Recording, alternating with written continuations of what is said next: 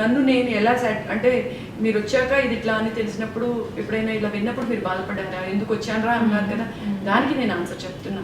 ఏంటి అంటే వచ్చినప్పుడు ఒక్కొక్కసారి ఇలాంటి మాటలు విన్నప్పుడు బాధ వేస్తుంది, ఒక రోజంతా పడుకుని ఏడుస్తాం. నెక్స్ట్ డే తర్వాత ఎవరిని వెళ్ళగానే ఏమంటే మీరు అప్పుడు గారు కదా సినిమా చూసామండి అంతపే అట్లా ఉన్నప్పుడు ఇవన్నీ గాలి కొట్టుకుపోతాయండి అంతే.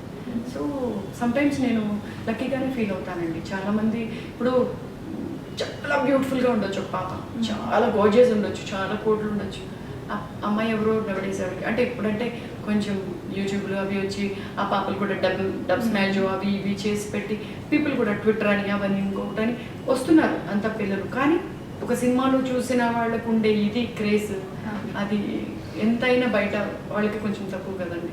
ఈ క్రేజ్ నాకు ఇష్టం అంతే. అందుకే కొన్ని కావాలనుకున్నప్పుడు కొన్ని పడాలి. ఇప్పుడు మేబీ ఏంటండి ఏ ఫీల్డ్లో ఫేమ్ కోరుకున్నా అంతే. ఓ పొలిటీషియన్ ఉంటారు, ఆయన కొంతమందికే దేవుడు, కొంతమంది ఆయన తిడుతూ ఉంటారు, అది పట్టించుకుంటారు, అది పట్టించుకోరైనా ఇది పట్టించుకోరు. ఎందుకనంటే పట్టించుకోరంటే మనసులోకి తిట్టేది తీసుకోరు. ఓకే తిడుతున్నారు కదా, ఒక రోజుకి నేను ఏంటో తెలుస్తుంది, నేను చేసే మంచి పనులు ఏంటో నావి, నేను వెళ్ళిపోతాను అని వెళ్ళిపోతారు ఆయన అంతే. అటు వాళ్ళ మాటలు తీసుకుని ఆయన అహో పెంచుకోరు, వీళ్ళ మాటలు తీసుకుని వీళ్ళని చిన్న చూపు చూడరు. ఎందుకంటే as a politician, as a CM ఆయన వర్క్స్ ఏంటో ఆయన చూసుకుంటూ వెళ్ళిపోతారు, దట్స్ ఇట్ అంతే. సో బ్యాలెన్స్ చేసుకోవాలి లైఫ్, కానీ నేను అంత బ్యాలెన్స్ చేసుకోలేదు, నాకు కొంచెం టెంపర్ ఎక్కువ, అది కోపం ఎక్కువ. మా అంకుల్ నన్ను అనేవారు నీ కోపం జాగ్రత్త అని చెప్పేవారు. సో చూసారా నాకు ఇవాళ అట్లాంటి బాబాయ్ గురించి నేను వచ్చి మాట్లాడే పొజిషన్. ఓకే ఇట్లాంటి పొజిషన్ ఎవరికి అవుతుంది. ఆల్ ఆర్ గుడ్, అందరూ బాగుండాలి. మీరందరూ కూడా మీ యాంకర్స్ అవనివ్వండి, సినిమా వాళ్ళు అవనివ్వండి, బయట వాళ్ళు అవనివ్వండి, మనందరూ family will be like this. ఒకరికొకరు సపోర్ట్ చేసుకుందాం. తప్పు ఉన్నప్పుడు మమ్మల్ని సపోర్ట్ చేయమని మేము తప్పు ఉన్నప్పుడు ఎండ కట్టండి, రోడ్డు మీద వేసేయండి.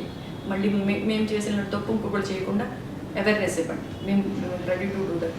బట్ లీలాంటిని మాత్రం వేసి కొంచెం వాళ్ళ పెద్దవాళ్ళను ఇంకొకటను కొంచెం అది చూస్తే చాలండి అంతే.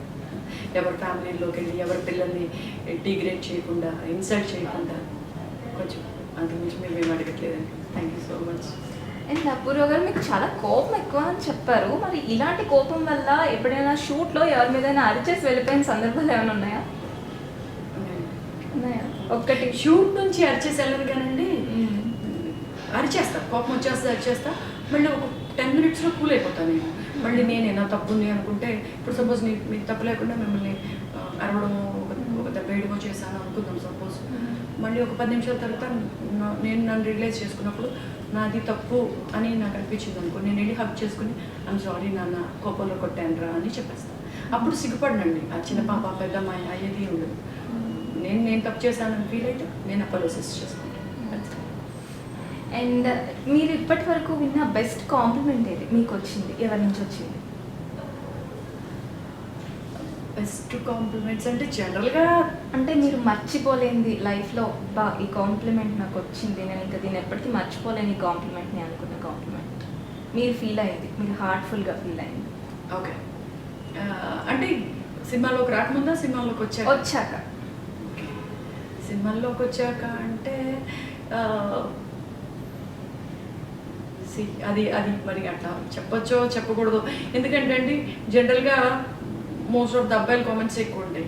ఎందుకంటే మీరు ఏ అమ్మాయికైనా కాంప్లిమెంట్స్ అనేవి లైక్ బూస్ట్ లాగా అనుకోండి. బట్ చాలా కైండ్ ఆఫ్ మీరు సెక్సీ అండి అంటే మళ్ళీ మీరు బూత్లోకి వెళ్తారేమో అంటే కైండ్ ఆఫ్ నన్ను అలా అనిపించుకోవడం కూడా నాకు ఇష్టమే. ఎందుకంటే అప్పుడు మీరు సెక్సీ అండి అంటే కూడా నేను తీసుకుంటా దాన్ని. నేను చీర కట్టుకున్నాను ఎందుకన్నా అనుకోట్లాట్ పెట్టుకోను.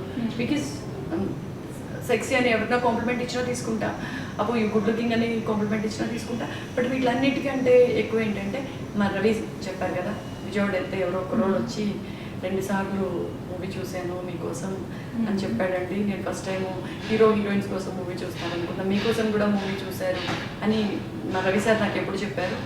దెన్ నాకు ఒక గ్రేట్నెస్ అది మాత్రం ఇప్పటికీ మర్చిపోనండి. కాకుండా జనరల్గా మాట్లాడుతూ ఉంటారు. ఆల్మోస్ట్ లొకేషన్లో ఉన్న అందరూ చాలా ఫ్రెండ్లీ అండి, మంచిగా ఉంటారు. కాంప్లిమెంట్స్ బోల్డ్ ఇస్తూ ఉంటారు. అందుకే చెప్తున్నా ఒక ఫ్యామిలీ అట్మాస్ఫియరే ఉంది కానండి ఎప్పుడు నేనంటూ అంత బాధపడిన సందర్భాలు లేవు. అందుకని చెప్పేసి మేబీ